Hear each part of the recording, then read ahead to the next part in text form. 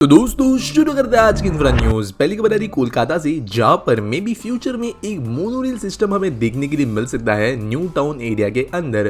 तो दोस्तों जो हाउसिंग इंफ्रास्ट्रक्चर डेवलपमेंट कॉर्पोरेशन हिडको है, इन्होंने एक प्रपोजल सामने रखा है जहां पर मोनोरेल जैसा light rail transit system new town area के एक्शन एरिया 3 के अंदर बनाएंगे, जो बेसिकली विश्व बांग्ला गेट से लेकर 3rd इंटरसेक्शन तक जाता है। और ये जो न्यू अलाइनमेंट है, यहाँ पर जरूरत वैसे थी किसी न किसी लाइट रेल ट्रांजिट सिस्टम को बनाने के लिए। अराउंड साल भर पहले खबर ही आई थी कि यहाँ पे ट्रैम सिस्टम्स बन सकते हैं, लेकिन वो भी एक प्रपोजल था। और ये भी जो खबर है वो एक प्रपोजल है, इसके ऊपर स्टडी किया जाएगा, चीजों को देखा जाएगा।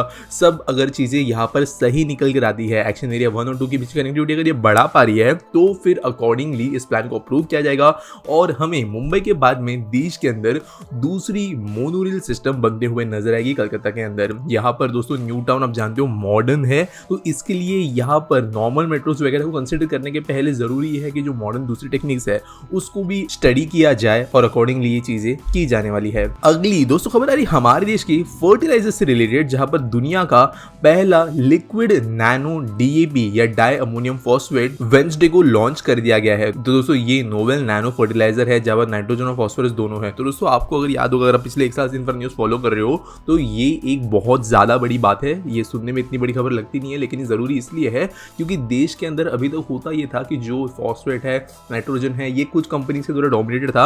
और ये जब किसान अपने खेतों के अंदर डालते हैं तो उसमें से ऑलमोस्ट जो पूरा का पूरा अमोनियम है या फॉस्फेट है वो वैसे भी पेड़ों के अंदर पहुंच नहीं पाता, जिसकी वजह से किसान को मल्टीपल किलोग्राम्स ऑफ इस तरीके के फर्टिलाइजर्स यूज करने पड़ते थे पर एकड़ खेती के अंदर। लेकिन ये जो नैनो लिक्विड डीएपी होता है, अमोनियम और फॉस्फेट, ये जब पेड़ों को दिया जाता है तो इसमें से ऑलमोस्ट 80 to 90% ये अब्सॉर्ब कर लेते हैं, जिसकी वजह से वेस्टेज नहीं होता। और एक छोटी सी बॉटल जो 400-500 रुपए की आती है कंपेयर टू हजारों रुपए की गोनी दूसरे सॉलिड फर्टिलाइजर की, उसका काम ये कर देती है। और इसका प्रोडक्शन भारत में ही शुरू हो गया है। इसके वजह से ना सिर्फ करंट प्राइसिंग हाफ होगी, लेकिन जो अभी करंट फर्टिलाइजर है उसके ऊपर गवर्नमेंट हर बैग के ऊपर हजारों रुपए की सब्सिडी देती है। और ये सब्सिडी देने की जरूरत नहीं पड़ेगी, कीमतें इतनी सस्ती हो जाएगी कि किसान उसको इजीली अफोर्ड कर पाएगा। और इसकी वजह से अच्छी बात ये भी है कि कई इंटरनेशनल कंपनीज जो काइंड ऑफ आप कह सकते हो यहाँ पर लॉबी करके इस चीज को बचा रखे थे, वो चीज अब नहीं होगी और इंडियन कंपनीज को ही और इंडियन किसानों को इसका मेजरली फायदा मिलेगा। तो चीजें जैसे जैसे आगे जाके स्टेबलाइज होती है, प्रोडक्शन इसका बढ़ता है,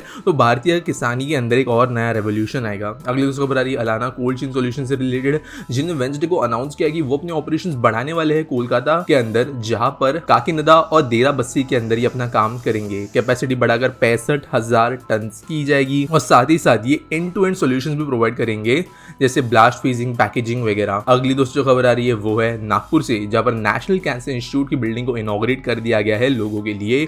और ये एक बहुत बड़ी बिल्डिंग है जो 25 एकर्स ऑफ लैंड में बनी है। बेड कैपेसिटी है 470 और ऑब्वियसली ये मॉडर्न है, जहां पर कैंसर ट्रीटमेंट के लिए जो भी जरूरी modern equipment, facilities and expertise की जरूरत होती है वो यहाँ पर कर दी जाएगी। तो यहाँ पर सिर्फ महाराष्ट्र का फायदा नहीं है, नागपुर के अंदर ये होने की वजह से विदर्भ महाराष्ट्र का तो फायदा होगा ही, लेकिन मध्य प्रदेश, छत्तीसगढ़, इन राज्यों के अंदर जो कैंसर पेशेंट्स है उनको भी मदद मिलेगी। और मेजरली इसकी वजह से होगा ये कि मुंबई, पुणे के जो बड़े कैंसर हॉस्पिटल्स है वहां पे लोड कम होगा। अगली दोस्तों खबर आ रही है आर्सेलोरमित्तल निप्पॉन स्टील से, जो एक जॉइंट वेंचर है, और इन्होंने कहा है कि ये महाराष्ट्र के कोकन के अंदर एक नया स्टील प्लांट सेटअप करेंगे, जिसके लिए इन्होंने महाराष्ट्र गवर्नमेंट से 5,000 एकर्स ऑफ लैंड की रिक्वायरमेंट सामने रखी है। तो यहाँ पर मतलब बेसिकली कोकन एरिया में लैंड ढूंढेंगे और इसके बाद में 80,000 करोड़ रुपीस की इन्वेस्टमेंट ये करेंगे स्टेट के अंदर। तो दोस्तों ओडिशा के अंदर 50,000 करोड़ प्लस की इन्वेस्टमेंट आर्सेलोरमित्तल कर चुका है निप्पॉन स्टील के साथ में।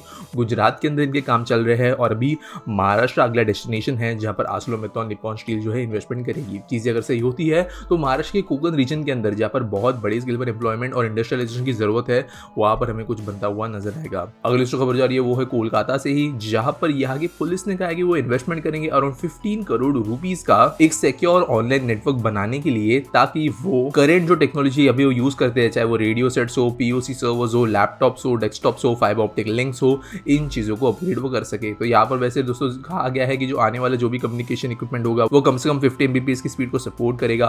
एप्लीकेशन डिलीवरी कंट्रोलर्स इनके अंदर होंगे, इंटरलिंक्ड होंगे और एक LTE based mission critical communication system जो है वो कॉप्स को दिया जाएगा। बेसिकली दोस्तों ये होगा ये LTE यानी जो 4G कनेक्शन होते हैं उसके जरिए एनेबल्ड सिस्टम होंगे जो आपस में इंटरकनेक्टेड होंगे, जिसकी वजह से कोई भी सिचुएशन में जो पूरी की पूरी पुलिस फोर्स है वो आपस में बहुत तेजी से और सिक्योरली कम्युनिकेट कर पाएगी। अगली खबर फिर से कोलकाता से जारी है, जहां पर एक प्राइवेट एजेंसी के साथ में मिलकर इनॉग्रेट कर दिया जाने वाला है 30 ईवी चार्जिंग स्टेशन का, और ये भी कोलकाता के न्यू टाउन एरिया में होगा, जहां पर विश्व बंगा गेट के बाजू में ये होगा।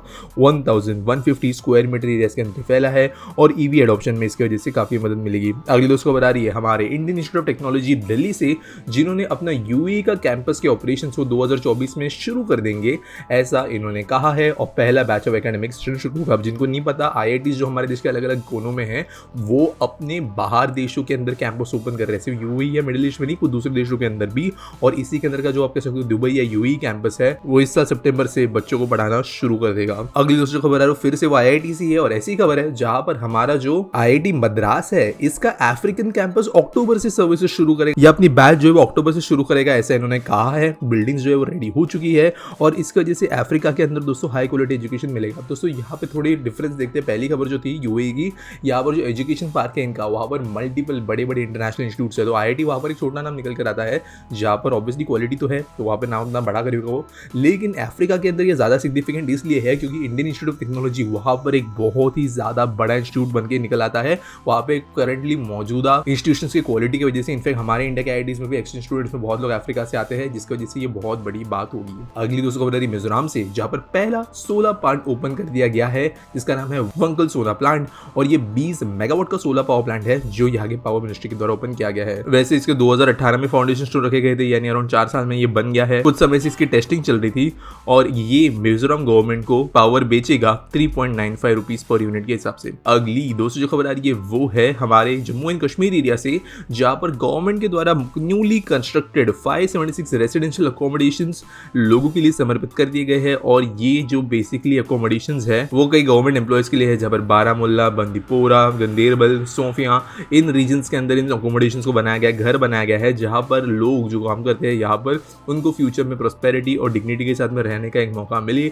और स्पेशली सेंसिटिव एरियाज के अंदर जो माइग्रेंट फैमिलीज है उनको भी एक अच्छा एरिया यहाँ पे मिलेगा रहने के लिए। अगली दोस्तों खबर आ रही है ओएनडीसी या ओपन नेटवर्क और डिजिटल कॉमर्स इकोसिस्टम से, जहां पर दिन ब दिन हमें एक एक कंपनी इसके ऊपर ऑनबोर्ड होते हुए नजर आ रही है। और अब जो अगली कंपनी का नाम है वो है रेजर पे, जो यहाँ पर अपना पेमेंट पोर्टल प्रोवाइड करेगी। इसकी वजह से जो भी फैसिलिटीज या आपके जो ट्रांजैक्शन होंगे ओएनडीसी के ऊपर वो रेजर पे के जरिए राउट हो पाएंगे। आप जानते हो रेजर पे बहुत बड़ा है हर तरीके का पेमेंट लेने के लिए कंपनीज के लिए, और अब ओएनडीसी पर भी एनेबल हो गया है। अगली दोस्तों खबर आ रही है महाराष्ट्र के नासिक से, जहाँ स्टेट इंडस्ट्रीज मिनिस्टर ने कहा है कि गवर्नमेंट जो है नासिक के इंडस्ट्रियल ग्रोथ के लिए बहुत ज्यादा मेहनत कर रही है और investments of rupees 7,771 crore rupees यहाँ पर देखे जाने वाले हैं, जहाँ पर रिलायंस लाइफ साइंसेज लिमिटेड ने 4,200 करोड़ का इन्वेस्टमेंट करने का डिसीजन लिया है डिंडोरी के अंदर, जबकि कुछ और मेजर फार्मा इन्वेस्टमेंट्स हुई है 1,200 करोड़ रुपए के साथ साथ। वैसे ये 3 कंपनी जो है ये आपके साथ काइंड ऑफ फिक्स है, तो ये तो बड़े इंडस्ट्रियल क्लस्टर्स बनाएंगी ही। इसके साथ साथ गवर्नमेंट ने कहा है कि वो लैंड हैंडओवर कर चुके हैं ऐसे इंडस्ट्रीज को जिन्होंने 46,000 करोड़ रुपीज का इन्वेस्टमेंट करते हुए यहाँ पर अपने अपने कंपनीज बनाने का डिसीजन लिया है। तो यहाँ पर अभी नासिक, मुंबई, पुणे, नागपुर के बाद में तीसरा एक मेगा इंडस्ट्रियल क्लस्टर बनते हुए नजर आ रहा है। और वैसे भी one of the biggest industrial clusters ये है आज के डेट में महाराष्ट्र के अंदर। आज के आस्क पीटी सवाल के बारे में बात करिए तो शुभम पूछते हैं, why Indians don't have gas pipelines which can supply cooking gas to homes like it's in other developed nation and there is also no sign of India doing it in coming years. तो देखो यार, हमारे पे gas pipeline जो है ना वो बहुत डिपेंड करती है कहाँ नहीं है। बात करें मुंबई, दिल्ली जैसे शहरों की, तो यहाँ पर गैस पाइपलाइन बहुत कॉमन हो चुकी है और कई सारी स्टेट अथॉरिटीज जो गैस पाइपलाइन काम करती है वहां पर चीजें सही से की जा रही है। अब बात करें जैसे मुंबई महाराष्ट्र की, तो महानगर गैस ये सब संभालती है और इन्होंने बहुत अच्छा पेनिट्रेशन किया है, क्योंकि पहले वो सिर्फ मुंबई कुछ एरियाज में थे, लेकिन विद इन 10 ईयर्स बहुत एक्सटर्नल एरिया जो एमएमआर है वहाँ के पे भी गैस पाइपलाइन मिलती है। और बहुत सही मॉडल इन्होंने अपनाया है, जहाँ पर वो खुद फ्री में कनेक्शन वगैरह करा देते हैं पूरी बिल्डिंग के, और बाद में डिपेंड करता है किसको कनेक्शन लेना है लेने और ज़्यादा एडॉप्शन ज़्यादा होता है क्योंकि सस्ते में होता है। एट द सेम टाइम कुछ दिनों पहले मैंने इंफ्रा न्यूज़ में कहा था कि वेस्ट बंगाल और आसाम के अंदर भी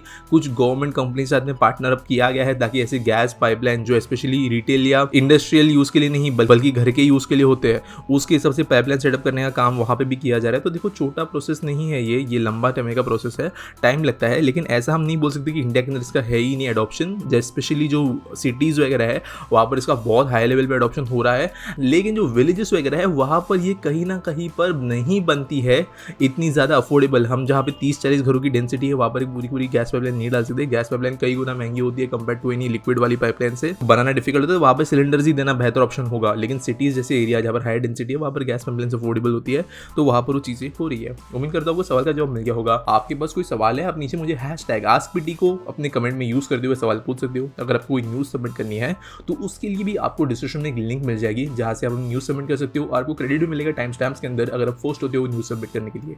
साथ साथ वीडियो अच्छी लगी होगी तो इसे लाइक करना, चैनल को हमारे सब्सक्राइब करना, नोटिफिकेशंस ऑन करना। मिलेंगे अगले वीडियो में।